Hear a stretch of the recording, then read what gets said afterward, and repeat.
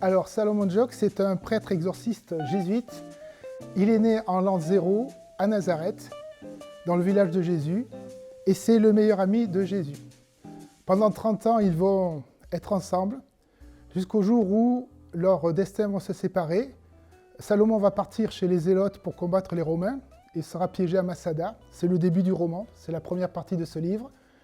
Et là, le jour où le Christ est maudit, il est condamné à mort, son ami va le trahir, il va refuser de lui donner de l'eau, et ça va entraîner cette fameuse malédiction, la malédiction du juif errant, qui est en fait de rester immortel jusqu'à son retour. En effet, la dernière partie du roman s'appuie sur le fait que nous disposons actuellement de 3 reliques qui contiennent du sang. Ce sang est possiblement clonable, s'il est, c'est-à-dire qu'on ne pourrait éventuellement reproduire un personnage qui serait l'équivalent de Jésus. Le Vatican en a très peur, et donc mon personnage part en croisade pour éviter cette hypothèse qui rendrait en fait le Vatican très sensible. Donc il va essayer d'intercepter cette secte qui veut reproduire un personnage. Certes, nous aurions un personnage qui serait l'équivalent de l'enveloppe du Christ, mais on ne sait pas exactement mentalement si ce serait un dieu ou un simple mortel. Alors je suis parti sur en fait deux pistes. J'ai terminé pratiquement l'opus 4 de Salomon, qui est en fait une histoire où les Américains disposent d'un moyen de récupérer des images du passé. Et avec cette machine à remonter le temps, ils vont pouvoir démontrer certains faits historiques qui seraient vrais ou pas vrais. Donc ça va créer là aussi beaucoup de problèmes dans l'histoire du monde.